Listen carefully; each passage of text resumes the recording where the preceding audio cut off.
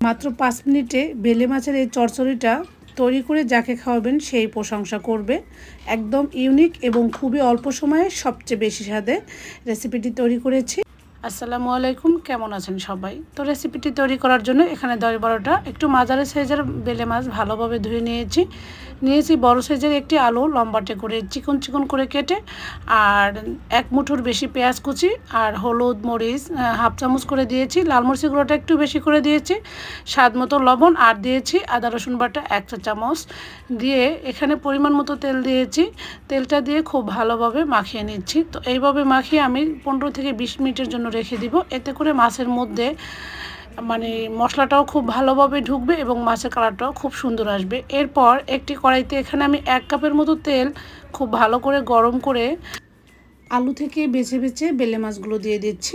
বেলে মাছগুলো এক সাইডে একটু হতে থাক, আর এই সাইডে ওই যে মশলা মাখানো আলুটাকেও দিয়ে দিচ্ছি।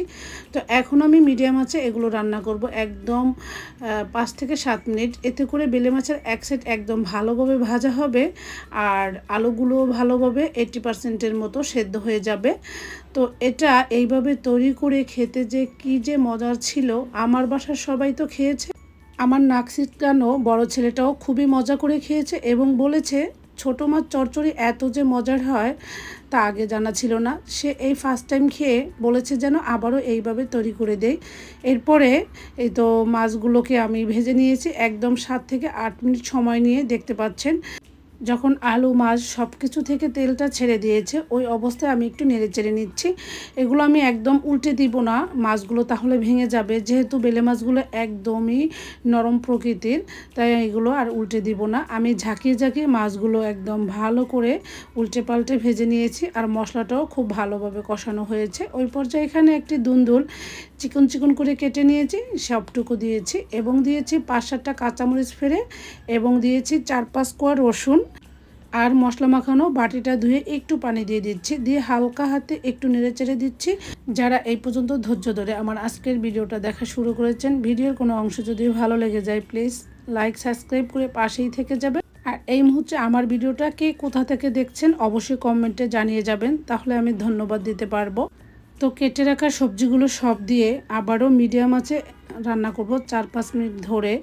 তো এটা একদম হালকা হাতে আলতো করে নেড়ে চেড়ে দিচ্ছি, দেখতে পাচ্ছেন, আর চুলার আঁচটা ছিল একদম মিডিয়ামে।